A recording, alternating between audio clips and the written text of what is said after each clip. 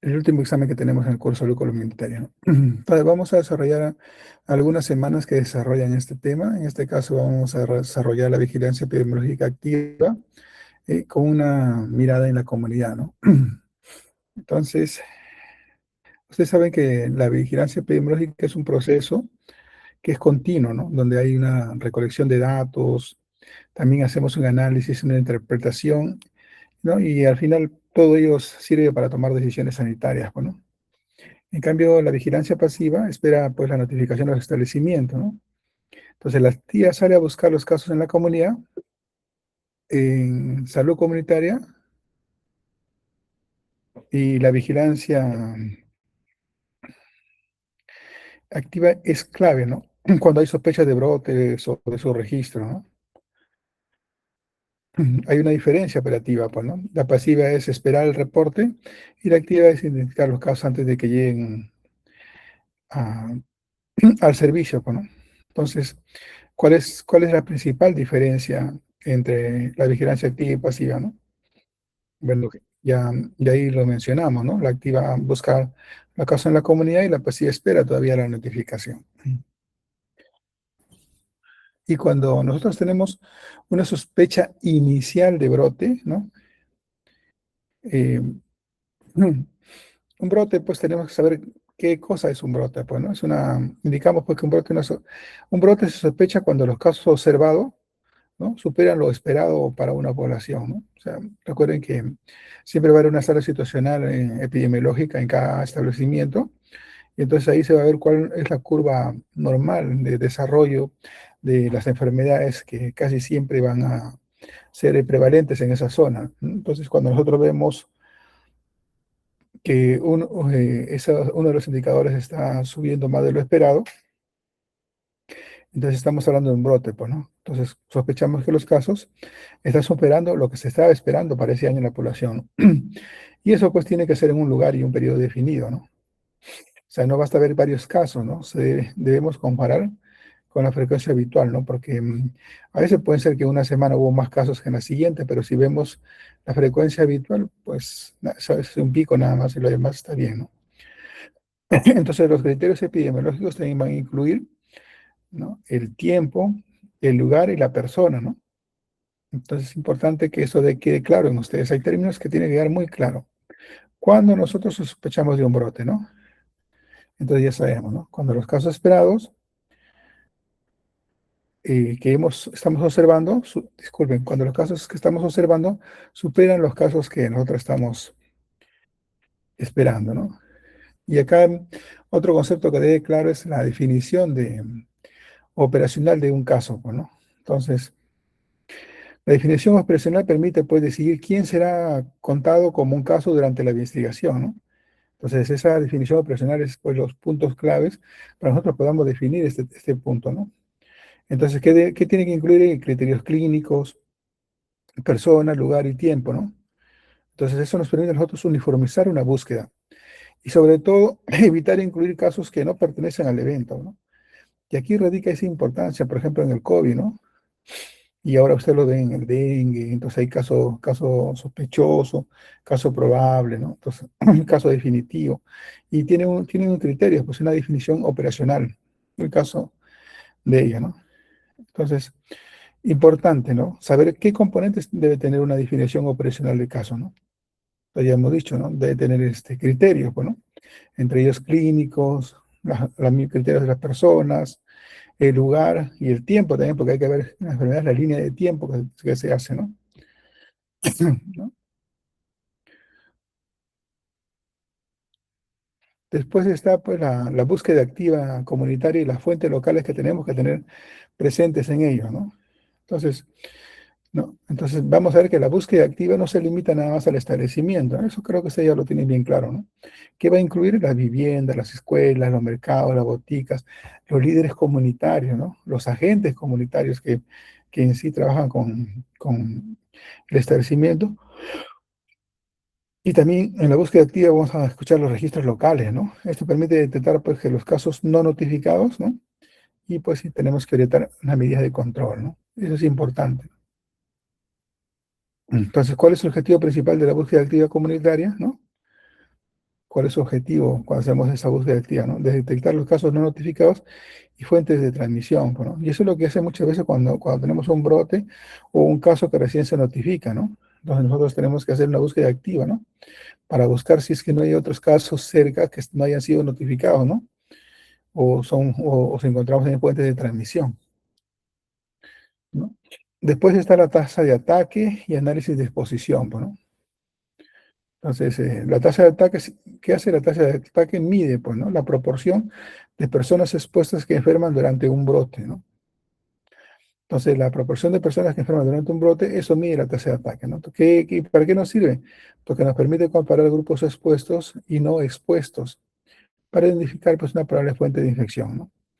Y esta tasa de ataque es útil, pues, cuando en los brotes alimentarios, por ejemplo, en los brotes que se pueden dar en escolares o comunitarios, ¿no? A veces, no sé si ustedes han visto que no hace mucho empezaban a salir por los casos de la enfermedad de pie, mano, boca, ¿no? Y bueno, pues se pudo saber porque a nivel de la información de los escolares, ¿no? Porque había un ausentismo, ¿no? Y también estas lesiones que presentan, ¿no? Entonces, ¿para qué me sirve a mí comparar las tasas de ataques, ¿no? Entre las personas que han sido expuestas y las que no han sido expuestas, ¿no? ¿Mm? ¿No? Entonces, a mí me sirve eso porque yo con ello puedo identificar la probable fuente o el factor de riesgo, ¿no? Entonces es importante ello, ¿no? Entonces también este sistema de vigilancia tiene atributos, ¿no? Uno de ellos es la oportunidad, ¿no? Entonces la oportunidad es su mismo nombre lo dice, ¿no? Que la información sea, pues, eh, que nos dé tiempo para poder actuar, ¿no? No esperar que ya se desarrolle como pasó en el COVID, pues, ¿no? Seguimos con ese ejemplo, ¿no? Cuando pasó el COVID, te dieron el caso se supone el caso cero, ¿no? En el aeropuerto. Pues este paciente ya había llegado a su casa, ya había contagiado a todo el mundo y se enteraron de 100, ¿no? Entonces ahí se perdió la oportunidad, ¿no? Y para cuando el gobierno tomó medidas de aislamiento, pues ya estaba mucho más amplio, entonces no se podía aislar un determinado asentamiento, urbanización, ¿no? Porque, porque el contagio había sido mayor. Entonces es importante entender este atributo del sistema de vigilancia de la oportunidad, ¿no? Una notificación que hacemos tarde reduce la utilidad del sistema, retrasa la investigación, ¿no? Retrasa el control y la respuesta, pues cuando está tardía, ¿no? Entonces la cadena inicial que se debe hacer es el inicio del caso, detección del caso, notificación, análisis de respuesta, rápido, nomás es el cerco, ¿no? Entonces el atributo oportunidad del sistema de vigilancia, ¿no? Evalúa, pues, si la información que llega, si la información llega a tiempo para intervenir, ¿no? Eso es lo que evalúa. Eso es importante para una adecuada toma de decisiones, ¿no? Después está emergencias y desastres y la respuesta sanitaria, ¿no? Ahí tenemos que diferenciar qué es una emergencia y qué es un desastre, ¿no? Una emergencia, ustedes saben, exige que haya una respuesta inmediata, ¿no? ¿Ya? Pero que muchas veces su manejo se hace con los recursos que dispones en ese momento, ¿no? Entonces, si existe una respuesta inmediata, pues su manejo se hace con recursos que uno dispone en ese momento. En cambio, el desastre, ¿no? En el desastre, ya nuestra capacidad local ya fue superada. O sea, ya no puedes manejarlo con lo que tienes. Ya fue superada ya, y requiere un apoyo externo, ¿no? Entonces, aquí la respuesta sanitaria busca preservar la vida, que los servicios sean continuos y que haya continuidad en los servicios. Y también el control de riesgos, ¿no? Entonces ya saben ustedes cuál es la diferencia entre un desastre y una emergencia, ¿no? ¿Mm? Que el desastre supera la capacidad local de respuesta, ¿no? ¿Y qué pasa cuando hay un triaje en un desastre, ¿no? Entonces, porque el triaje clasifica rápidamente a múltiples afectados según gravedad, según pronóstico, según recursos disponibles, ¿no? Eso me pasó cuando empecé mi segunda, mira, ustedes puede ser que les pase, no están en una zona aislada. En esas carreteras ocurrió un volcamiento de una camioneta que tenía como a 10 personas ahí bien apretadas y muchos de ellos tuvieron diferentes riesgos, ¿no? Entonces, justo mi establecimiento quedaba como a media hora y me fueron a buscar, pues, ¿no? Y me fueron a buscar más que todo para que yo haga el triaje, ¿no? Más allá de los primeros auxilios, porque a veces no se tiene, sino fue el equipo, cuando ellos tenían sus primeros auxilios, pero me dijeron, nosotros queremos que haga el triaje usted, ¿no? O sea, yo tenía que decidir en ese momento porque solamente había una camioneta disponible y si llevabas un enfermo echado, pues ya no entraba más. Entonces, ¿quién vive y quién no vive? Pues, ¿no? Encontré algunos fallecidos y encontré otros que estaban mal, mal, muy mal. Y bueno, de mi establecimiento era media hora, pero de mi establecimiento pues era un primer nivel, un nivel uno, ¿no? Entonces, pacientes tenían que ir a un nivel 2 o 3, ¿no? Y eso estaba como 4 o 5 horas. Yo tenía que decidir si es que llegaría en 4 horas ese paciente, porque es una oportunidad perdida, ¿no? ¿No? Puedo tener otro que sí puede llegar en 4 o 5 horas y lo pueden atender, ¿no? Porque la idea es que cuando yo regrese, encuentre todavía los que yo supongo que pueden todavía tolerar, ¿no?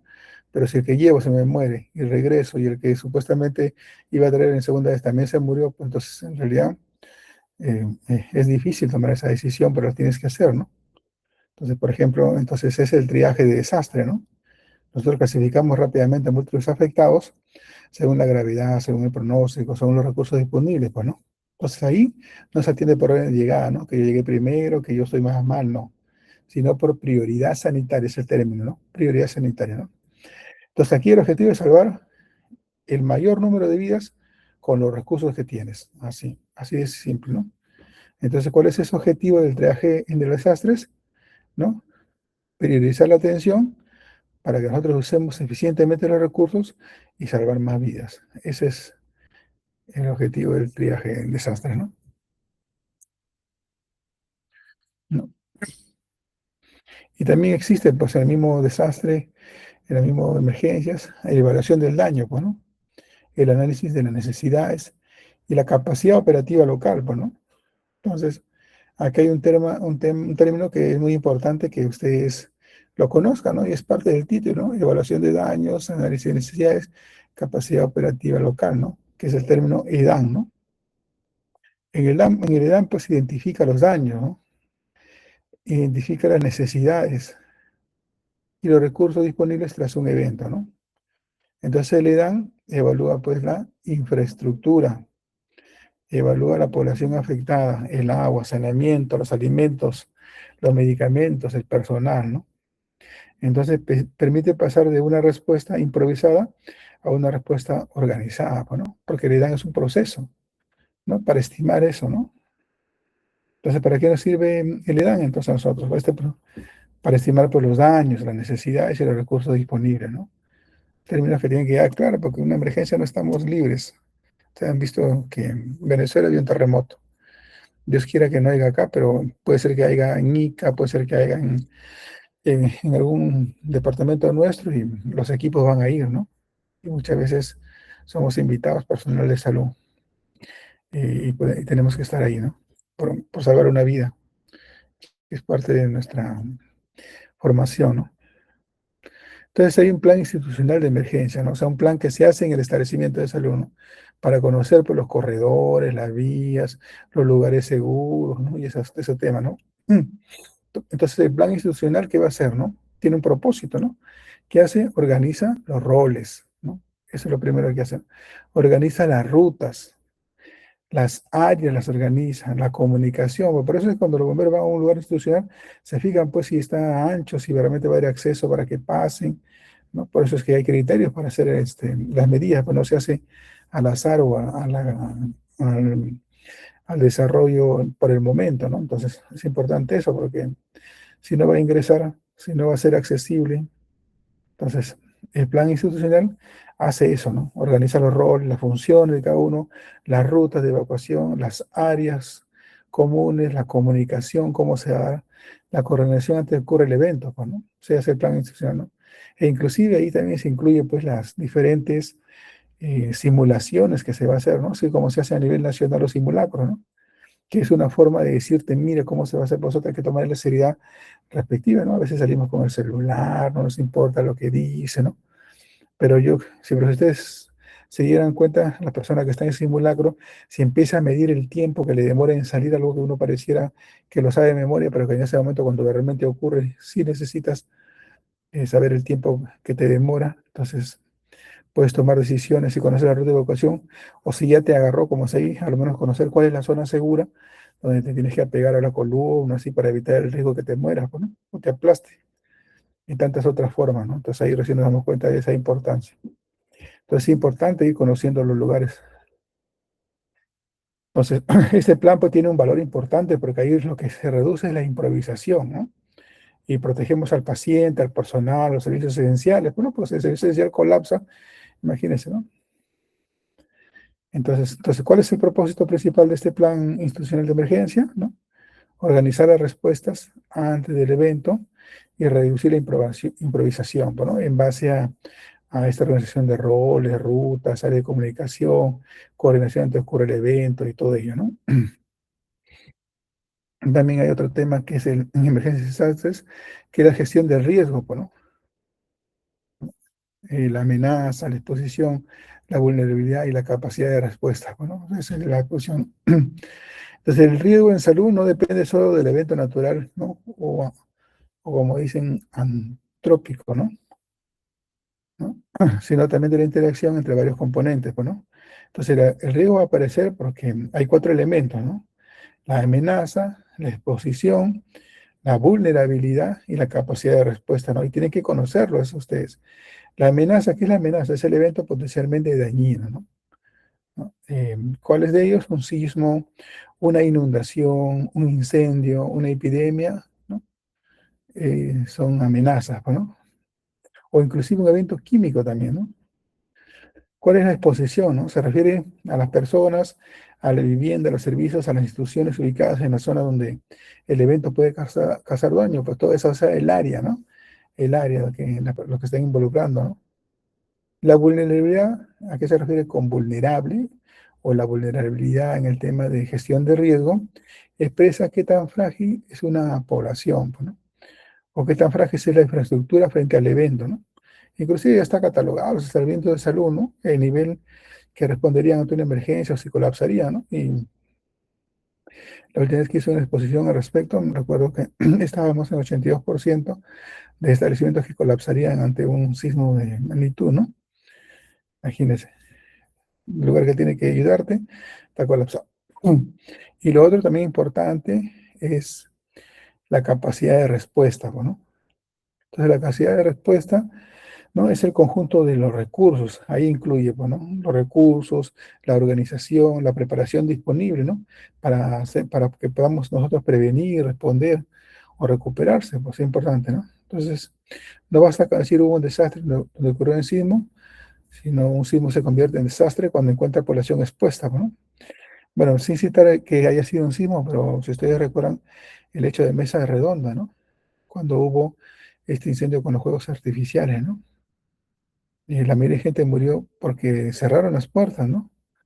Los vendedores con el afán de que no se robaran las cosas, no salir despavoridos, no se llevaran, cerraron las puertas, ¿no? Entonces mucha gente falleció por la hipoxia, ¿no? Producida por el CO2, ¿no? Entonces igual, ¿no? O sea, si no estamos preparados nosotros, entonces ese sismo se va a convertir en un desastre, bueno, mayor quizá, ¿no? Y por eso es que ahora inclusive, no sé si continuará, pero tenía entendido que había normas para la construcción de departamentos, ¿no? Con cierto grado de respuesta ante movimientos sísmicos, ¿no? O sea, que sean construcciones antisísmicas, siquiera hasta 8 grados, ¿no? Porque eso pues, requiere un mayor gasto, ¿no? Pero que salve una vida. Entonces, los elementos principales pues, que determinan el riesgo de emergencia y desastre están la amenaza, la exposición, la vulnerabilidad y la capacidad de respuesta, ¿no? Eh, También está en emergencia y desastre lo que es la mitigación, la preparación, la continuidad operativa de los servicios eh, esenciales, ¿no? Entonces, acá debemos enfatizar que la gestión de riesgo no empieza pues cuando ocurre el desastre, ¿no? La respuesta eficaz en una gestión de riesgo se prepara antes, ¿no? Y eso se llama mitigación, ¿no? La mitigación busca reducir el impacto del evento mediante evaluación del riesgo, de la infraestructura que sea segura, del mantenimiento y medidas preventivas. Se llama mitigación, ¿no? Mitigar el riesgo, ¿no? Después está la preparación, ¿no? Que incluye capacitar al personal, ¿no? A los simulacros que les comentaba, los planes de evacuación también, ¿no? Conocer, pues algunos tienen su plan de evacuación, pero nadie lo conoce, ¿no? Los planes de evacuación, disponibilidad de insumos y equipos, ¿no? Y la continuidad operativa, ¿no? ¿Qué hace la continuidad operativa en la gestión de riesgo? Entonces, esta continuidad operativa asegura que los servicios esenciales sigan funcionando durante y después de la emergencia, pues, ¿no? ¿No? En salud esto es especialmente importante, pues, porque el establecimiento no solo puede ser afectado por el desastre, sino que además debe seguir atendiendo las urgencias, los partos, enfermedades crónicas, inmunización, salud mental, la comunicación con la referencia del paciente, ¿no? ¿No? Entonces, un establecimiento preparado no improvisa, porque ya tiene sus roles, sus rutas, sus equipos, la comunicación y tiene sus prioridades definidas, pues, o sea, su plan ha sido expuesto a todos y se trata de conseguir todos los recursos humanos y materiales logísticos que se necesitan, ¿no? ¿Ya? Entonces, ¿cuál sería el objetivo de la continuidad operativa en un establecimiento de salud, ¿no? Y ahí lo dice, ¿no? El objetivo es mantener funcionando los servicios esenciales durante y después de la emergencia, ¿no? Ese es el objetivo de la continuidad, pues, ¿no? De los servicios de salud o de la continuidad operativa, como vemos ahí, ¿no? En un, este, en un contexto, ¿no? En el cual nosotros tenemos que reducir el riesgo de salud, pues, ¿no?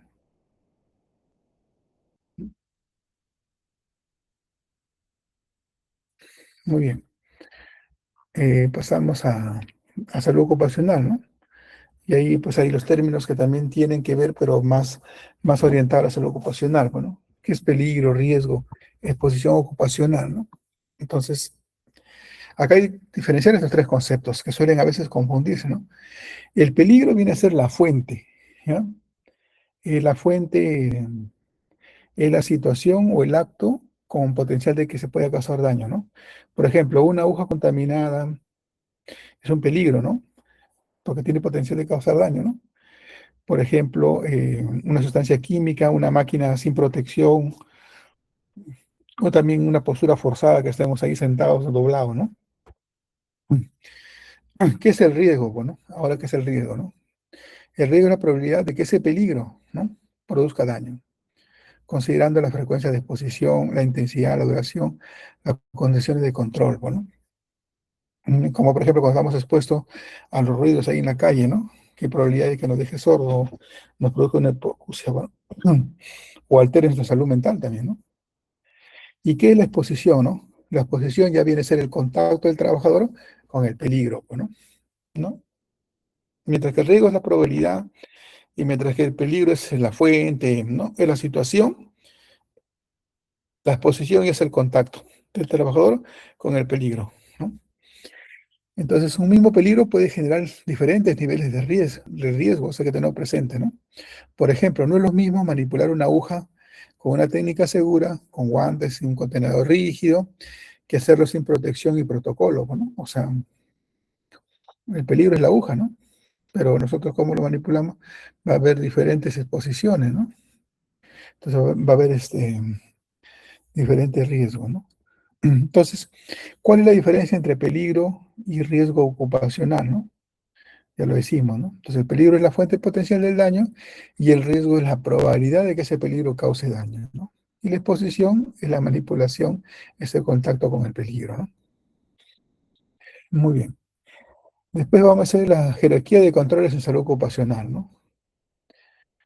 Hay una lógica, pues, que de las prevenciones, hay una jerarquía de los controles, ¿no? No todas las medidas de control tienen la misma eficacia, ¿no?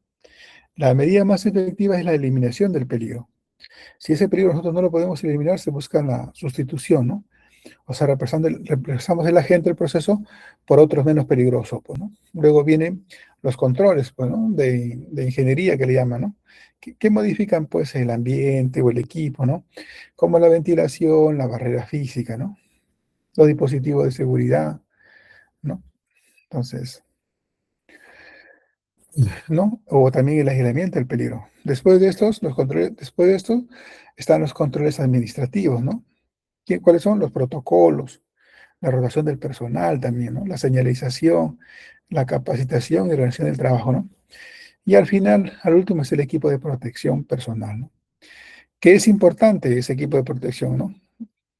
Pero no debe ser la única medida preventiva, ¿no? Pues el mensaje es, los equipos de protección personal no eliminen el peligro, solo reduce la exposición individual. Por eso en salud ocupacional primero se debe actuar sobre la fuente, ¿no? Y sobre el ambiente. Entonces, eso es lo primero, bueno. O sea, la eliminación es la medida más efectiva, como dije, ¿no? Si no se elimina, se busca sustituir. Y de ahí los controles de ingeniería y los controles administrativos y el equipo de producción es lo último, ¿no? Los famosos FP. Entonces, la medida más efectiva dentro de la jerarquía de los controles ocupacionales, ¿no? Es la eliminación del peligro, pues, ¿no? Eso hay que tenerlo claro, ¿no? ¿No? Y con respecto al examen médico ocupacional de ingreso, ¿no? El examen médico ocupacional de ingreso se realiza antes de que el trabajador inicie sus labores. Así de sencillo. ¿Ya? Su finalidad no es excluir sin fundamento, o sea, no decir ya tú no entras, ¿no? Sino más bien es determinar si el trabajador está apto para el puesto específico, ¿no? Y revisar pues sus condiciones basales de salud, o sea, saber cómo ingresa, ¿no? En otros países, pues quizás en empresas acá también, al salir también le hacen un examen médico para decir, mira, ¿cómo te estás yendo? ¿No? Y cómo me regresas, porque puede decir, en el transcurso pasa algo, ¿no? Así yo salí del trabajo, ¿no? Entonces el examen debe estar relacionado con los peligros y con los riesgos propios del trabajo que desempeñará, ¿no? Por eso puede incluir en el examen una buena anamnesis, un examen físico, pruebas complementarias según el puesto, ¿no? Evaluación de antecedentes y registro de condiciones previas, ¿no? Entonces aquí se establece, pues, en este examen médico ocupacional dos principios, ¿no? Confidencialidad y pertinencia clínica, ¿no? En confidencialidad es que ya saben ustedes, bueno, que tiene, es algo que tiene, es inherente, ¿no? En la historia clínica, ¿no? Entonces no debemos solicitar pruebas si que no tengan relación pues, con riesgos naturales, como una batería, ¿no? No se debe solicitar, ¿no? Entonces el examen de ingreso nos permite tener un punto de comparación para que tengamos controles periódicos y para vigilancia pues, de los posibles efectos relacionados con el trabajo, ¿no? Entonces, ¿cuál sería la principal finalidad del examen médico ocupacional de ingreso? Entonces, la principal finalidad es determinar la aptitud para el puesto y registrar pues, las condiciones basales de salud del trabajador. O sea, dos cosas, ¿no? Si es apto para el puesto y también cómo está entrando, ¿no? ¿Cuáles son las condiciones basales? A eso se refiere, ¿no? Después también está la vigilancia. En salud ocupacional está la vigilancia y control de enfermedad ocupacional, pues, ¿no? Acá debemos presentar pues, que la vigilancia ocupacional es un proceso, ¿no? Es un proceso ordenado, ¿no? Primero, en la vigilancia ocupacional, ¿qué hacemos? Identificamos el proceso o el caso sospechoso, ¿no? Entonces, primero identificamos el problema o caso sospechoso, luego se investiga la exposición laboral, investigamos los antecedentes, el puesto de trabajo, las condiciones del ambiente, la relación temporal entre la exposición y la enfermedad, ¿no? Entonces aquí el registro y la notificación son importantísimos porque nos permiten documentar ese evento, ¿no? Y también una vez que lo documentamos, ya tenemos el evento, activamos medidas de control y hacemos o evitamos que otros trabajadores, ¿no? No puedan afectarse, pues, ¿no? Entonces el control, cuando hacemos el control no solamente nos limitamos al tratamiento del trabajador enfermo, ¿no? También intervenimos sobre la fuente, sobre el proceso laboral y el ambiente del trabajo, pues, ¿no? Entonces, la enfermedad ocupacional no se maneja solo como un caso individual, ¿no? Se analiza como una señal de alerta del sistema de trabajo. Así debe ser, ¿no? Entonces, ¿cuál es el propósito de la vigilancia de la salud ocupacional, ¿no? Que nosotros detectemos precozmente los daños, ¿no? Que están relacionados, obvio, con el trabajo y con eso nosotros podamos activar medidas de prevención y medidas de control, ¿no? Ya. Y con respecto al riesgo ergonómico en el puesto de trabajo, ¿no? Entonces, aquí lo que tenemos que entender es que el riesgo ergonómico va a aparecer cuando el trabajo exige posturas inadecuadas, ¿no? Movimientos que son repetitivos, hay una manipulación de cargas o mobiliario mal diseñado, ¿no? Entonces, estas condiciones pueden producir dolor cervical, por ejemplo, o dolor lumbar, una fatiga muscular, trastornos musculoesqueléticos, ¿no? Entonces, aquí la evaluación ergonómica es la tarea, pues es considerar la tarea, ¿no? Ahí tenemos que ver por el tiempo de exposición, el diseño del puesto, la postura, la repetición, ¿no? Entonces, no se trata nada más de sentarse bien, ¿no? Sino que tenemos que adaptar el trabajo al trabajador, ¿no? Y no el trabajador a su puesto mal diseñado, ¿no? Es como ustedes, cuando yo he visto a ustedes internos, y siempre les digo lo mismo, ¿no?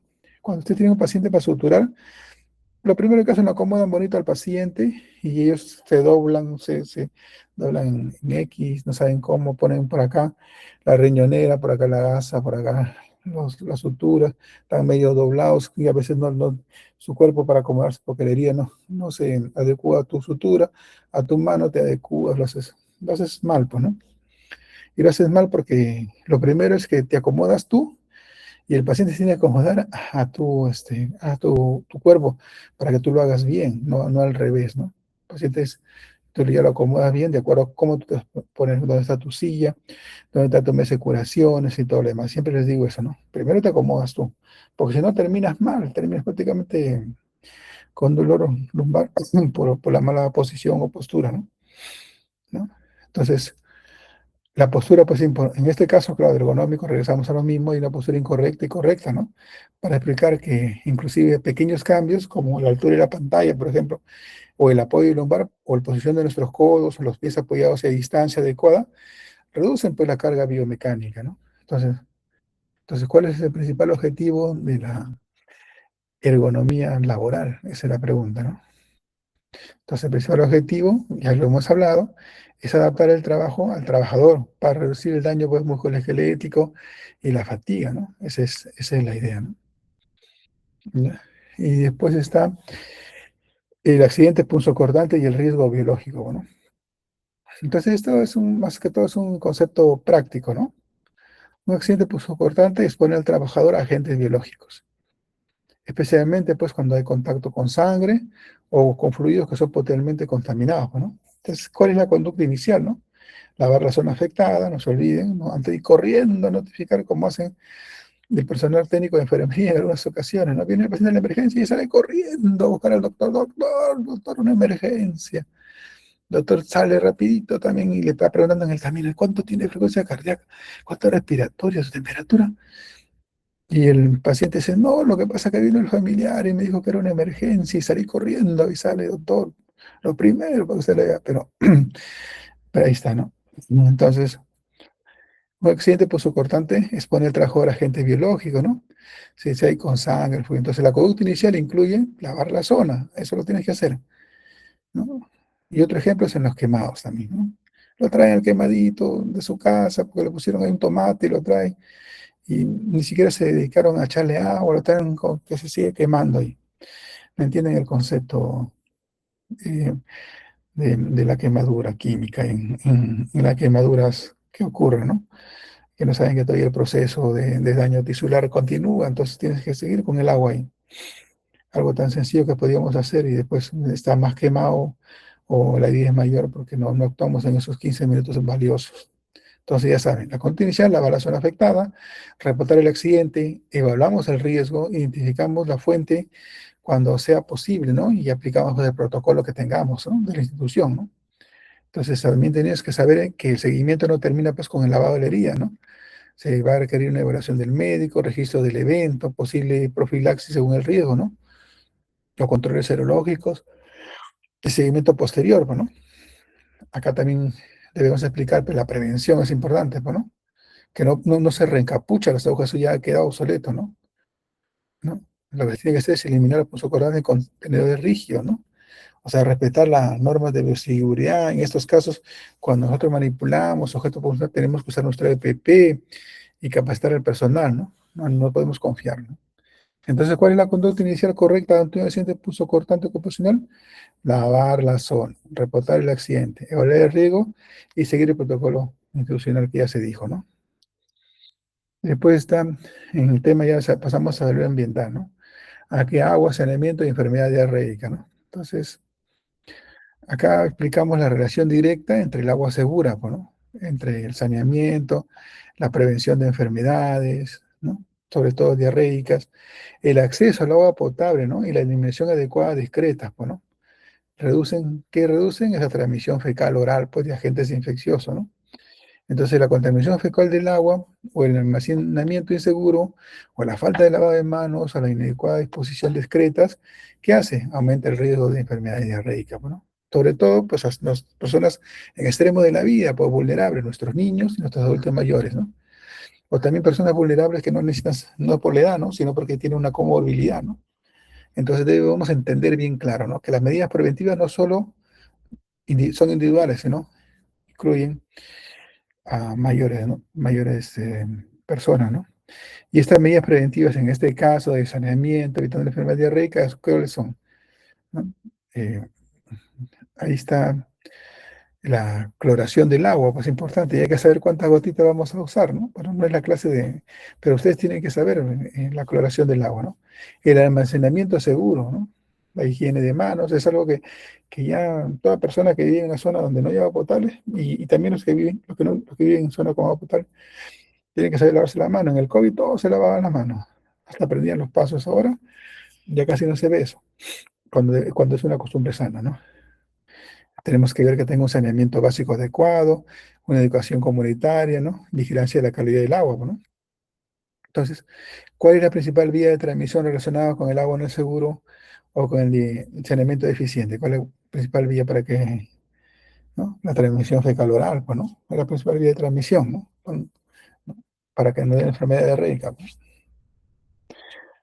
También está la vigilancia ambiental y el daño sanitario, pues, ¿no? Entonces, la vigilancia ambiental, pues, ¿qué va a hacer la vigilancia ambiental? Identifica las exposiciones peligrosas que están presentes, pues, en el entorno y las relaciones que tengan unos efectos, posibles efectos sobre la salud, pues, ¿no? Eso es lo que hace la vigilancia ambiental, ¿no? Identifica, ¿no? También puede incluir, pues, toma de muestras del agua, inspección de reservorios, ¿no? O también evaluaciones de prácticas de almacenamiento para ver cómo lo están almacenando, disposición de residuos, sin condiciones sanitarias de la comunidad, ¿no? Entonces, no se trata de definir el ambiente, eso no es el propósito, ¿no? Sino más bien de reconocer los riesgos, de estimar el daño, ¿no? De orientar intervenciones preventivas, ¿no?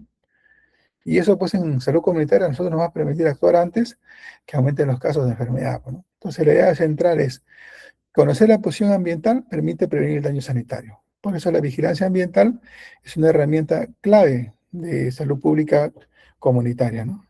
Entonces, quedó claro, ¿no? ¿Cuál es el objetivo principal de la vigilancia ambiental en salud pública? Identificar las exposiciones ambientales peligrosas, orientar intervenciones para prevenir el daño sanitario, ¿no? Otro, otro punto que se ve en salud ambiental, pues, es la contaminación atmosférica y el material particulado fino, ¿no? Entonces, la contaminación atmosférica es un problema de salud pública, porque expone a grandes grupos de poblaciones a sustancias capaces de afectar principalmente el sistema respiratorio y cardiovascular y también la piel, ¿no?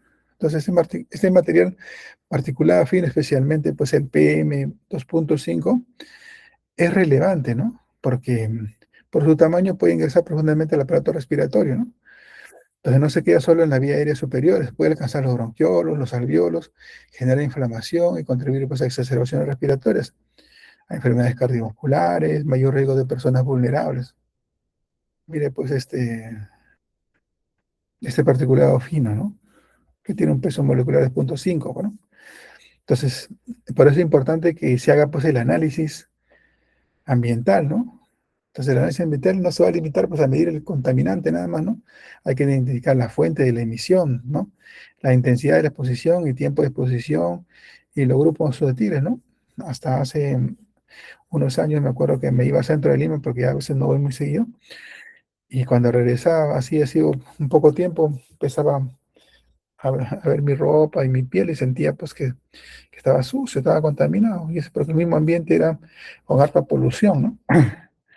Entonces, las personas susceptibles, como los niños, los adultos mayores, nuestras gestantes o personas que ya tengan de por sí un asma, un EPO, una enfermedad cardiovascular, pues están propensas, ¿no? Entonces, el análisis ambiental no vamos a medir nada más el contaminante, tenemos que identificar todas otras fuentes, ¿no? Mm. Entonces, ¿por qué este particulado fino de, 2 de PM2.5 representa mayor riesgo para la salud, ¿no? Por su tamaño, pues, ¿no? Porque puede penetrar pues, el aparato respiratorio. Es como la gotita de Flúger, ¿no? ¿No? La gotita de Flúger en la TBC, ¿no? Sabemos que es por su baja densidad, ¿no? Entonces, permite, pues, que no descienda, después de una tos, que no descienda tan fácilmente al suelo. Y eso hace, pues, de que se quede en el aire unas 6, 8 horas, y es que no hay un lugar que está aireado.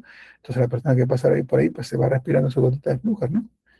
Claro, eso ocurre más en casa, pues, o en lugares en hacinamiento, donde no hay un buen flujo de aire, pues, ¿no? También está el manejo integrado de los vectores, pues, ¿no? En salud ambiental, ¿no? Las enfermedades, pues, por estos benditos vectores, ¿no? Como el dengue y otros, ¿no? Entonces, el manejo integral de los vectores o integral de los vectores no consiste solo fumigar, pues, ¿no?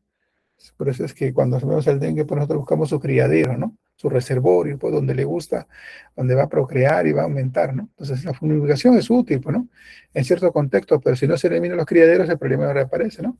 Por eso van a ver que todo el mundo pide fumigación y no es la mejor. Está muy bien, pero no es la mejor, ¿no? Hay que eliminar el criadero. El manejo integrado pues combina vigilancia entomológica en este caso, ¿no? Control ambiental también, eliminación de los criaderos, almacenamiento seguro de agua, ¿no? Porque ahí pues en los bordes del agua limpia y empieza a poner sus huevos en la mosca, ¿no? Entonces tienes que estar tapado, pues, ¿no? Una educación sanitaria, ¿no? Y participación, obvio, cuando se dan estos casos de la comunidad, ¿no? ¿No? Entonces, enfermedades como dengue, zika, chikungunya, el vector se produce en recipientes con agua acumulada, por lo que el control doméstico y comunitario es importante, ¿no? Entonces, aquí el mensaje es que el control vectorial efectivo requiere continuidad. Una campaña aislada no reemplaza, pues, una vigilancia sostenida ni la participación de la comunidad, ¿no? Entonces, ¿cuál es el componente más importante para prevenir la reproducción del vector en dengue, por ejemplo? Ya sabes, eliminar criaderos, y evitar acumulación de agua en recipientes, ¿ves? Porque eso también es un criadero, ¿no? Ahí está, pero feliz para seguir creciendo y ya saben. Otro tema que se ve en salud ambiental es el manejo de los residuos sólidos en los establecimientos de salud, ¿no? Entonces, los residuos generados en los establecimientos de salud pueden ser, pues, desde comunes, biocontaminados, punzocortantes, hasta los especiales, ¿no? Y el riesgo va a aumentar cuando se mezclan estos residuos de diferente tipo, ¿no? Por eso es que siempre se pide que se tenga recipientes separados, ¿no? Porque hace una exposición innecesaria al personal, ¿no? Al paciente, a la familia, personal de limpieza, a la comunidad, ¿no? Debe ser enviado segregado, ¿no? Entonces, desde el establecimiento se debe hacer la segregación hasta el sitio donde va a generarse este residuo, va a ser eliminado, ¿no? Entonces, el residuo, pues, vamos a clasificarlo en el momento y el lugar donde se produce, no después, no se clasifica. El manejo correcto va a incluir, pues, que haya recipientes adecuados, ¿no? Que haya recipientes rotulados, que haya bolsas diferenciadas, pues vamos a escuchar ver bolsas eh, negras y bolsas rojas, ¿no? Que los contenedores sean rígidos para pozo cortante, ¿no? Y para ruta segura de transporte, pues, ¿no? Aquí hay que enfatizar, pues, ¿no? Que el objetivo no es solo limpiar, sino que prevenir infecciones, accidentes ocupacionales o contaminación ambiental, ¿no? Entonces, ¿dónde nosotros realizamos la segregación de los residuos sólidos en el establecimiento de salud? En el punto de generación del residuo. Ahí tiene que haber un envase, ahí tiene que haber diferentes recipientes para recoger, ¿no? Y la ruta de exposición ambiental, la presión vulnerable y los contaminantes, ¿no? Entonces, en salud ambiental, ¿no? Entonces hay una secuencia aquí de análisis ambiental, ¿no? Primero, ¿qué hacemos cuando hacemos análisis ambiental? Primero identificamos la fuente contaminante, luego el ambiente o el medio de transporte, después la vía que se ha expuesto, ¿no? Y finalmente la población que se ha afectado, ¿no? Entonces, por ejemplo, un caso, ¿no? Puede ser un botadero o una descarga contaminante, ¿no? El contaminante puede transportarse por aire, por agua, aire, suelo, alimentos. La exposición puede ocurrir por inhalación o por ingestión o por contacto en la piel, ¿no? La población vulnerable, ¿quiénes son? Nuestros niños, gestantes, adultos mayores y personas con enfermedad crónica, ¿no? Entonces, debemos explicarle que esa ruta permite priorizar la intervención, ¿no? Si la fuente está activa, se actúa sobre la fuente, ¿no? Si la vía principal es el agua, se interviene en el abastecimiento, almacenamiento y potabilización, ¿no? Si el riego está concentrado en niños, se esfuerza acciones para prevenir este grupo, ¿no? Entonces, la secuencia básica para analizar una ruta de exposición ambiental es la fuente contaminante, el medio de transporte, la vía de exposición y la población que ha sido expuesta, ¿no? Vamos a ver un poquito sobre redes integradas de salud, ¿no? Y continuidad del cuidado, ¿no? Entonces, las redes integradas de salud buscan articular establecimientos de diferente capacidad resolutiva, ¿no? Para brindar atención continua y coordinada, pues se llaman redes integradas, ¿no? La persona no debe ser atendida como un episodio aislado, sino como parte de un proceso que se llama continuo, de prevención, de diagnóstico, tratamiento, si que requiere rehabilitación y seguimiento, pues sobre todo a los pacientes crónicos, ¿no? Entonces, cuando decimos la continuidad del cuidado, implica que la información clínica debe acompañar al paciente, ¿no? Que existen rutas de referencia y también rutas de contrarreferencia. Y cada nivel de atención cumple su función. El primer nivel no debe de trabajar aislado y el hospital igual no debe recibir pacientes sin coordinación, pero tampoco devolverlos sin seguimiento, ¿no? Aquí el mensaje central es que la red lo que busca es reducir la famosa fragmentación, ¿no? Reducir la duplicidad de atenciones y la pérdida, pues, de seguimiento, ¿no? Entonces, como si el paciente no nos importara cuando la verdadera razón de los establecimientos de salud es eso, el paciente, ¿no? Entonces, el principal objetivo principal de una red integrada de servicios de salud es articular los establecimientos para poder brindar atención continua, atención coordinada y con menor fragmentación. Ese es el objetivo principal de una red integrada de salud, ¿no? Y, y el primer nivel de atención como puerta de entrada, pues, ¿no? Entonces, aquí explicar pues, por qué el primer nivel de atención es la puerta de entrada al sistema, ¿no? Entonces, porque su función de primer nivel no es nada más recuperativa, ¿no? O sea, atender enfermedades. También identificar necesidades de salud. En primer nivel se realiza la prevención y la promoción arduamente, ¿no? Seguimiento, control de enfermedades crónicas, coordinación con otros niveles, ¿no? Cuando ese problema supera la capacidad resolutiva, el primer nivel debe referir oportunamente, ¿no? Pero su responsabilidad como primer nivel no termina pues con la referencia, ¿no? Hay que hacer un seguimiento porque hay que recibir una contrarreferencia, ¿no? Porque el hospital pues, lo va a estabilizar, lo va a manejar, ¿no? Pero ¿quién hace el seguimiento cuando regrese a su casa? O nuevamente cuando se enferme regrese, ¿no? Entonces hay que hacer un seguimiento. Y el hospital sí está en la obligación de mandar la contrarreferencia para saber pues, ante qué paciente nos encontramos, qué características especiales puede tener, ¿no? Para que continuemos pues, con un cuidado del paciente en la comunidad, ¿no? Entonces, un primer nivel que es fuerte reduce las consultas innecesarias en los hospitales, ¿no? Y mejora la oportunidad de atención y permite que hagamos un manejo pues, más y cercano de la población, ¿no? Entonces, ¿cuál es la principal o cuál es la función clave del primer nivel de atención dentro de una red integrada, ¿no? ¿Cuál es su función? Del primer nivel de atención, dentro de esa red, resolver los problemas frecuentes, pues, ¿no? El 80% de las enfermedades debería resolver el primer nivel, ¿no? Coordinar las referencias, mantener el seguimiento del paciente. Esas son sus funciones que tiene, ¿no? Entonces vamos a ver también como qué es la fragmentación del sistema de salud, pues, ¿no? Entonces ya hemos hablado un poquito en el anterior, ¿no? ¿Qué pasa cuando los servicios funcionan de manera aislada? Ahí hay una fragmentación, porque como se dice, cada quien con lo suyo. Es como cuando la familia, ¿no? Cuando vivía mamá y papá, todos se reunían, todos esos hermanitos, se daban besitos, traían a la esposa, a la cuñada, a los hijitos y todo lo demás. Murió mamá, murió papá, cada quien por su lado, ¿no? Ya no se juntan, pasan años, ni se acuerdan de que tienen familia. Entonces, eso se llama fragmentación, ¿no? Entonces, Entonces, ¿qué hace la fragmentación? En el caso de salud, ¿no? Genera duplicidad, porque el paciente atiende en un lado, en otro lado, el mismo día inclusive. Hay duplicidad de exámenes, tratamientos contradictorios, porque quizá uno lo receta diferente, hay una pérdida de seguimiento, y eso va a generar mayor costo al sistema, ¿no? ¿No? Y para el paciente, obvio, porque en la plata del Estado, ¿de quién es? De la población, de nuestras grandes mineras, de nuestros recursos y también de nosotros que pagamos nuestros impuestos, y cuando consumimos también estamos pagando impuestos, ¿no? Entonces, por ejemplo, en los pacientes crónicos la fragmentación pues es dañina, ¿no? Porque ¿qué hace? Interrumpe pues, sus controles, su dificultad a la herencia. Recuerdan que en ellos pues el tema de la herencia es un tema muy clave e importante al tratamiento, ¿no? E inicialmente pues no lo quieren asumir, ¿no? No lo quieren aceptar, ¿no? Entonces va a aumentar las complicaciones, ¿no? Entonces, si un paciente diabético recibe indicaciones distintas para este establecimiento porque se le ocurrió ir hoy día en la mañana, en la tarde y mañana a 3 establecimientos distintos, ¿no? Y no hay una historia clínica compartida ni seguimiento, tiene probabilidad, pues, de que va a llevar un mal control, ¿no? Entonces, aquí el punto es que debemos reducir la fragmentación, no solo es ordenando el establecimiento, sino mejorando la comunicación, la información clínica compartida, la referencia, la contrarreferencia, la responsabilidad sobre la comunidad, ¿no? Entonces, ¿cuál es la consecuencia directa de la fragmentación en el sistema de salud? La duplicidad de atenciones, la descoordinación, la pérdida de continuidad del cuidado, ¿no? Esas son consecuencias directas de la fragmentación de nuestro sistema de salud, ¿no? Después está cómo funciona pues, el sistema de referencia, contrarreferencia y coordinación clínica que hablamos en el anterior, ¿no? Que se puede ver en la fragmentación cuando no está adecuada, ¿no? Entonces, la referencia puede ser el proceso por el cual el establecimiento, ¿qué va a hacer? Va a derivar a un paciente a otro de mayor capacidad reactiva. Esa es la referencia. Y la contrarreferencia es cuando el paciente retorna, ¿no? Del establecimiento de origen para continuar su seguimiento, para retornar con una referencia que es donde ahí envían la información clínica, pues, ¿no? Entonces la referencia, ¿qué tiene que ser? Pertinente, oportuna y acompañada de información clínica suficiente, sí.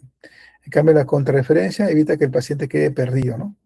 Después de la atención especializada, ¿no? Porque eso pasa muchas veces, ya la atender especialista, se aparece el año, sí, sí me atendió, doctor, pero no, ahí quedó todo. Y no es lo correcto, ¿no? Entonces, debemos enfatizar que una red sin contrarreferencia funciona de manera incompleta también, porque deriva pacientes, pero no garantiza seguimiento posterior, ¿no? Entonces, ¿cuál es la finalidad principal de la contrarreferencia?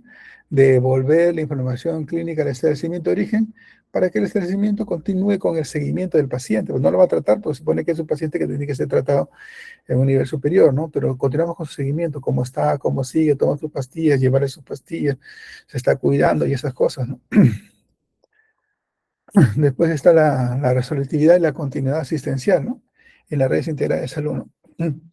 Entonces, resolutividad, ¿no? Es la capacidad del establecimiento para solucionar problemas de salud, ¿no? Según su nivel de complejidad va a solucionar, ¿no? O sea, no se trata de que, como en algún momento dijo, ¿no? Todas las emergencias tienen que ser atendidas en el establecimiento de salud, todas. Pero no es cierto, ¿no? Porque la emergencia verdadera, el paciente se va a morir en minutos, o sea, llega a un primer nivel, le pondrán una vía y después se va a morir, ¿no? Porque porque es una verdadera emergencia, ¿no? Que es una urgencia, no, si lo podemos manejar, ¿no? Porque entonces depende, pues, de la capacidad resolutiva del paciente, ¿no? El paciente con una hemorragia cerebral viene a un primer nivel, ¿no? El primer nivel le pone una vía, nada más, ¿qué más va a hacer ahí si la hemorragia cerebral?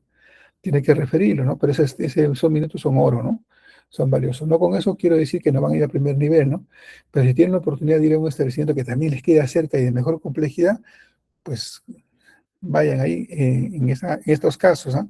No en los otros casos, porque a veces cuando estaba en el hospital, recuerdo muy bien que llegaban más resfríos a la emergencia, faringitis, resfríos, mosquito y enfermedades de la piel. La emergencia prácticamente era un consultorio gigante, ¿no? De enfermedades, como hemos dicho anteriormente, tiene que resolver el primer nivel de atención, ¿no? Entonces, para que le quite pues, los pacientes que no corresponden a un nivel de mayor complejidad, ¿no? Porque ahí se está gastando recursos que están preparados para ver complejidades, ¿no? Y camitas, bueno, que se llenan, ¿no? Entonces, esta continuidad asistencial garantiza que el paciente no pierda seguimiento cuando pasa de un nivel a otro, pues, ¿no? Resuelve el problema, resuelve que ese nivel sea el adecuado y evita referencias innecesarias, así como también el tiempo de espera, y eso va a ir repercutiendo en disminución de sus costos, mejora de la experiencia del usuario, pues quiere venir y dice, acá me siento bien, me atienden bien, se siente conforme, pues sí, eso lo hace sentirse mejor en su salud, ¿no? Entonces, una buena resolutividad no se mide para atender mucho, ¿no? Sino para atender correctamente, deliberar cuando corresponde y asegurar un seguimiento, ¿no? Entonces, ¿qué significa resolutividad en un establecimiento de salud? La capacidad de resolver los problemas de salud según el nivel de complejidad, ¿no? Y referir adecuadamente cuando corresponda, pues, ¿no? Después está pues la calidad del servicio, ¿no? Los indicadores de proceso, resultado, la experiencia del usuario, ¿no? Entonces la calidad del servicio no se evalúa solo por la percepción o por la satisfacción, ¿no? Debe medirse con indicadores, ¿no? Así es. Ya en salud, cuando ustedes trabajen, todo se mide por indicadores.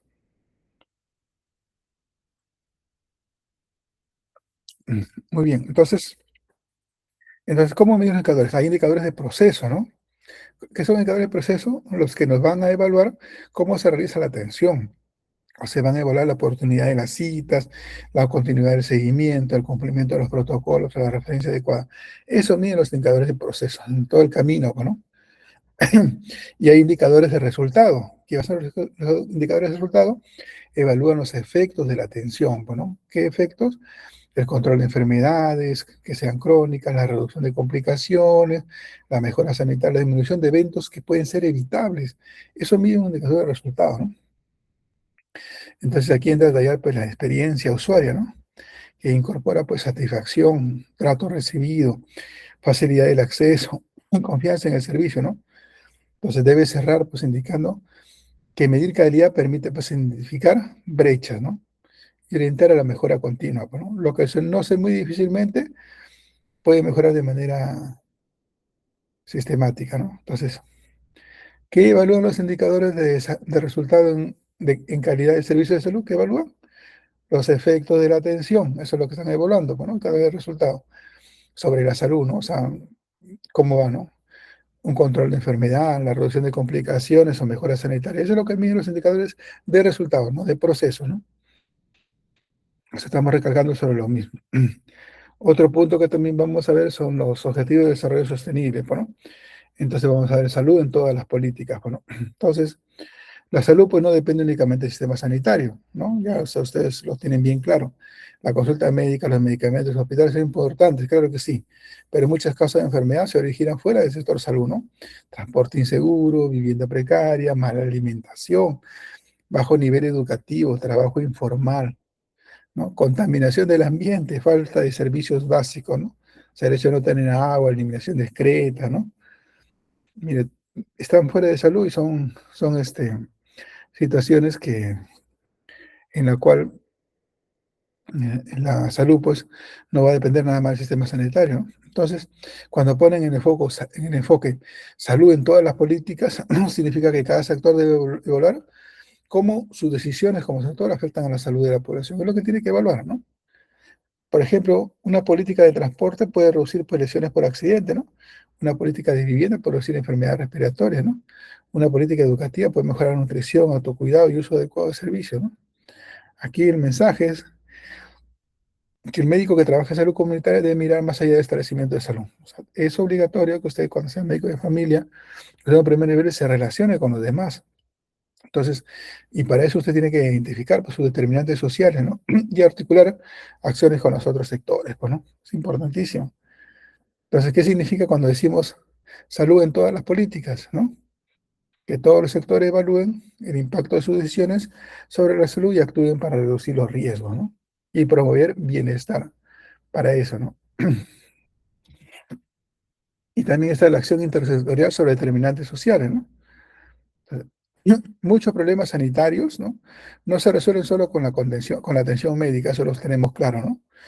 ¿No? Por eso ahí habla de acción intersectorial sobre los determinantes sociales, ¿no? La anemia, la desnutrición, el agua insegura, la tuberculosis o enfermedades inclusive transmitidas por vectores requieren intervención que es claro que es coordinada entre salud, ¿no? Pero tiene que ser coordinada entre salud, educación, saneamiento, municipios, protección social, seguridad alimentaria y comunitaria, ¿no?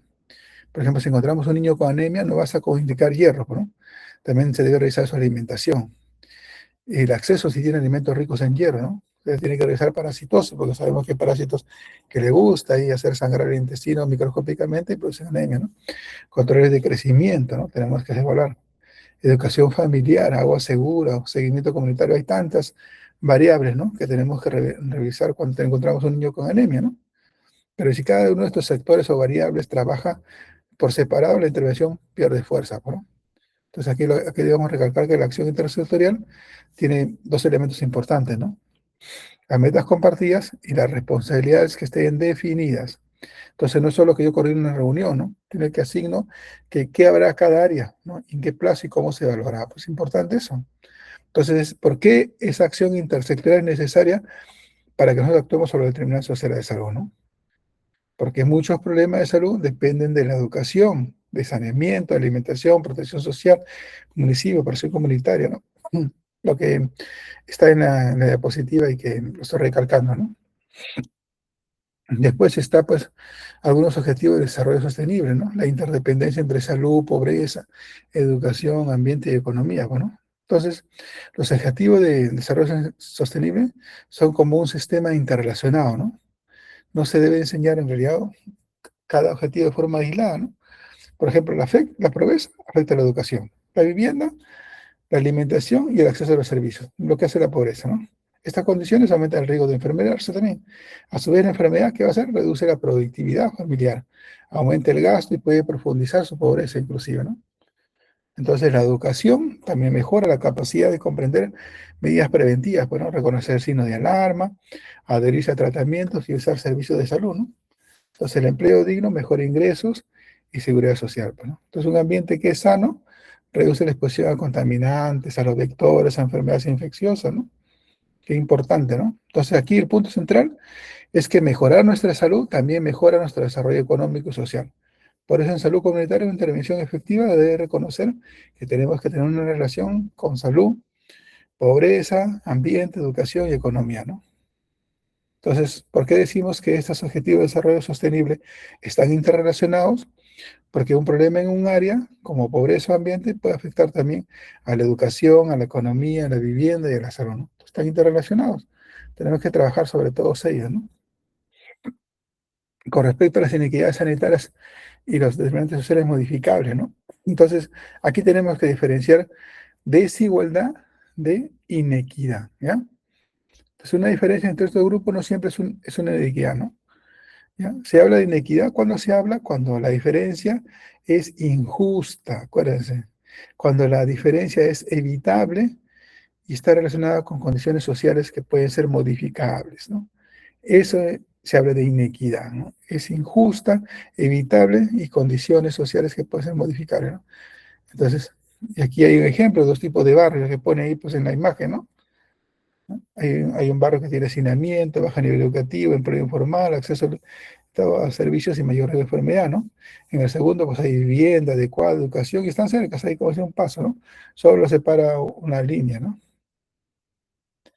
Entonces, es importante entender que los determinantes sociales son modificables, ¿no? Y mediante políticas públicas puede reducir pues, las inequidades. No significa pues que atender igual a todos, sino priorizar quienes tienen una menor necesidad y mayor vulnerabilidad, ¿no? Entonces, ¿qué caracteriza una inequidad sanitaria? Que es una diferencia injusta, evitable y está relacionada con condiciones sociales modificables, ¿no? Después, las metas sanitarias evaluables, pues, ¿no? Indicador, magnitud, población, ¿no? Entonces, una meta sanitaria debe ser, pues, medible, así, siempre, como hablamos en una anterior exposición, ¿no? Que decía que que todo se mide con indicadores, ya nada es así nada más, ¿no? No basta decir mejorar el acceso al agua o reducir la anemia para evaluar avances. La meta debe precisar cuatro componentes, ¿no? Un indicador, la magnitud, la población y el periodo, bueno, eso que tiene que garantizar una meta sanitaria, ¿no? Entonces, el indicador que hace define qué se va a medir. La magnitud establece cuánto se espera cambiar, ¿no? La población precisa en quiénes se medirá el cambio. Y el periodo pues, define el tiempo disponible para que podamos alcanzar esa meta, ¿no? El ejemplo, ¿no? Aumentamos la proporción de hogares con acceso continuo a agua de 70 al 90%, ¿no? En un distrito que durante 2 años, ¿no? Entonces, sí me permite esa meta planificar, monitorear y evaluar, ¿no? Entonces, ¿cuáles son los cuatro componentes esenciales de una meta sanitaria evaluable? Indicador, magnitud, población y periodo, no se olviden. Y con respecto a los objetivos de desarrollo sostenible, pero en este caso sobre la acción integrada, sobre medio ambiente o sobre el ambiente, salud y participación comunitaria, ¿no? Entonces, las intervenciones son sostenibles si combinan ambiente saludable, ¿no? Servicio de salud y la participación de la comunidad, ¿no? Si solo atendemos casos, pero no se modifican las condiciones que generan la enfermedad, el problema persiste, ¿no? Y eso ya lo sabemos, pues, entonces, ¿no? Entonces, la enfermedad diarreica no vas a tratar la diarrea, se debe mejorar el agua segura, el almacenamiento, el lavado de manos, eliminación de excretas, educación sanitaria, vigilancia comunitaria, ¿no? Ahí, como podemos ver, uno, dos, tres, a veces son cosas que tenemos que evitar, ¿no? Igual frente al dengue, pues no vas a tener los febriles nada más. Hay que eliminar los criaderos, hay que hacer una limpieza en la comunidad, ¿no? Hay que sostener una vigilancia vectorial también, ¿no? Entonces, la participación de la comunidad pues, permite que esas acciones continúen en el tiempo, ¿no? Entonces, cuando la comunidad, por ejemplo, comprende el problema y ellos participan en la solución, se apropian de la medida, entonces esos resultados van a ser más sostenibles, ¿no? En el tiempo, que es lo que se busca, ¿no? Entonces, ¿por qué la participación comunitaria es clave en intervenciones sostenibles de salud? Porque permite mantener las acciones en el tiempo, por eso sostenibilidad es en el tiempo, ¿no? Fortalece el compromiso local y mejora los resultados ambientales y sanitarios, ¿no? ¿No? Después está el sistema de información en salud y la calidad del dato, ¿no? Entonces, un sistema de información en salud no solo es una computadora, ¿no? Una base de datos, ¿no? Es el conjunto de procesos que se van a realizar ahí, ¿no? Conjunto de registros, herramientas y personas que van a permitir recolectar, pues, van a permitir esa recolección, procesarlo, analizarlo y utilizar pues, sus datos para tomar una buena decisión, ¿no? Entonces, la calidad del dato es importante. Entonces, un dato tiene que ser completo, no a medias. Tiene que ser oportuno, consistente y son duplicados, pues, ¿no? Entonces, si los registros están incompletos, perdidos o contradictorios, mira lo que va a pasar, ¿no? Entonces, sus indicadores van a ser poco confiables. Las decisiones pueden ser hasta incorrectas, porque nos va a llevar a error, ¿no? Entonces hay que registrar bien, ¿no? Si registramos mal, el diagnóstico, el lugar de residencia, se puede calcular en la tasa mal, ¿no? Priorizamos mal la zona, ¿no? Como pasó hace poco, ¿no? Se presentó un caso supuesto de sarampión, ¿no? Y cuando se formó todo el equipo de guardia comunitaria, como 20 que son, para que salgan y salieron, no encontraron a la señora en esa casa y no vivía ahí. Entonces tuvieron que hacer todo un seguimiento para ver y al final lograron dar que vivía en otra zona, ¿no? Entonces todo ese equipo se perdió. O sea, todo ese tiempo, mejor dicho, se perdió valioso para poder hacer el cerco. Se tuvo que esperar otra fecha, que fue la siguiente, para hacer ello, ¿no? Entonces, qué importante que tengamos el registro claro, ¿no? Los datos, ¿no? Entonces, ¿qué características tiene que tener un dato para que sea de calidad en un sistema de información en salud, ¿no? Que debe ser completo, oportuno, consistente y sin duplicados, ¿no? Y los indicadores, ¿no? Válidos y oportunos para toma de decisiones, ¿no? Entonces, un indicador, ya hemos ido hablando un poco sobre eso, es útil cuando realmente mide lo que debe medir, algo que parece redundante, pero que es cierto, ¿no? Mide lo que debe medir. Eso tiene que ser confiable, ¿no? Está a tiempo, ¿no? Eso se llama oportunidad, ¿no? Y nos sirve para decidir, pues, ¿no? Un indicador que llega tardío puede describir un problema, pero ya no permite intervenir oportunamente porque quizá el problema ya se agrandó para el momento que hay que intervenir, ¿no? Entonces, los indicadores sí nos permiten monitorear los problemas de salud, ¿no? Nos permiten priorizar nuestros recursos y evaluar intervenciones, ¿no? Entonces, ¿qué indicadores? Ejemplo, ¿no? La cobertura de vacunación, pues, ¿no? La incidencia de dengue, el control de enfermedades crónicas, la satisfacción usuaria también es un indicador que nos permite monitorear nuestro problema de salud, ¿no? Cada indicador, o sea, a veces tú crees que estás atendiendo bien, ¿no? Y cuando haces una evaluación de satisfacción usuaria, pésimo, ¿no? Porque a pesar que te atendiste 20 pacientes, 24 pacientes, el paciente número 5 ya estaba de las 8 de la mañana y fue atendido como a las 10, ¿no? El paciente 20 también estaba a las 8 y fue atendido como a las 12, imagínense. Entonces tú dices, me he atendido 25 pacientes, inclusive te he dado mis extras y estás esperando un poco más de que te aplaudan, ¿no? Pero sin embargo haces la medida de esa dirección usuaria y te das cuenta que ese está renegando el último, ¿no? Que claro, no reniega contigo porque tú eres el doctor, pero por dentro ha estado todo el rato renegando que porque no se apure, todo el mundo, o sea, es una insatisfacción. Eso también tenemos que medir esa brecha en la satisfacción usuaria porque se debe usar pues el tema de ti, que es otro tema, ¿no? Entonces, ¿qué características debe tener un indicador útil para que tenga una buena toma de decisiones? Ya saben, ¿no? Ahí lo dice, ¿no? Válido, confiable, oportuno, relevante, ¿no? Esa es la característica, ¿no? Y el otro tema de información en salud está la razón, la incidencia y denominadores adecuados, bueno. Entonces acá debemos diferenciar razón e incidencia, bueno. Una razón que hace compara dos cantidades relacionadas, pero el numerador no necesariamente forma parte del denominador. ¿Cuál es el ejemplo clásico de razón? En la mortalidad materna, pues, ¿no? El número de muertes maternas dividido entre nacidos vivos, ¿no? Multiplicado por una constante. ¿Qué es la incidencia? Mide casos nuevos de una enfermedad en una población en riesgo durante un periodo de tiempo, ¿no? Entonces, si yo le pongo el ejemplo, le digo un caso, ¿no? Y les doy los datos, ¿no? Hay una población que durante un año, multiplicado por 100.000 habitantes, ¿no? Hubo tantos casos de dengue, ¿no? Le pregunto cuál es la incidencia y le he dado los datos, pues, ¿no? Entonces se usa un denominador, tiene que ser adecuado, ¿no? Para que el indicador sea válido, pues no va a ser inválido, ¿no? El denominador debe corresponder a la población correcta y al mismo periodo de observación, ¿no? Entonces, ¿qué mide la incidencia? Los casos nuevos, ¿no? De una enfermedad en una población de riesgo durante un periodo específico, así es, ¿no? Y ya para terminar con la última diapositiva, que sobre el sistema de salud, hablamos sobre la validación de los datos y los indicadores para la vigilancia activa, pues, ¿no? Entonces, antes de analizar indicadores, los datos deben validarse, o sea, tienen que ser válidos. Validar, ¿qué significa validar, no? Revisar la consistencia, la completud, los valores posibles, los duplicados y coherencia con la realidad. Pues eso significa validar, ¿no? Si no se valida el indicador, puede ser técnicamente calculado, pero epidemiológicamente incorrecto, ¿no? Entonces, sale que en tal lugar le dieron una cobertura y están en el 200%, entonces 200%, o sea, no existe para ser 200%, ¿no? Eso significa que no ha sido bien medido su indicador, pues, ¿no? No ha sido adecuado, ¿no? ¿Cómo va a salir más de 100%? ¿No? Entonces, o a menos que sea más de 100% sobre una base que te dieron mínima, ¿no? Entonces una cobertura de más de 100%, ¿no?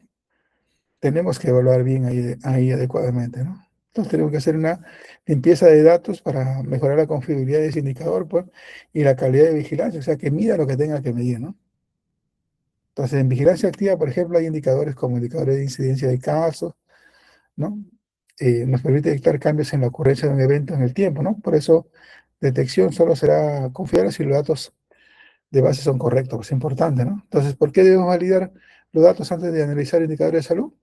Entonces, los datos tienen que ser validados, ¿no? Para asegurar la consistencia, la completitud, la ausencia de duplicado, ¿no? Y obtener, pues, indicadores confiables para la toma de decisiones, ¿no? Muy bien. Eso es todo un repaso práctico de puntos que yo considero que ustedes deben saber. Y más allá que hay otros que también lo pueden saber y deberían, está este tema del aprendizaje, pues, ¿no? Muy bien. Ahí le he enviado ya a, a su delegado la presentación para que puedan analizar. Yo los espero mañana. Recuerden que empezamos puntual a las 8, por favor, máximo 5 o 10 minutos. Tomen sus precauciones. Échense a dormir y levántense temprano. Que tengan una buena noche. Gracias con todo y gracias por la paciencia. Gracias, Gracias, doctor. doctor. Hasta luego.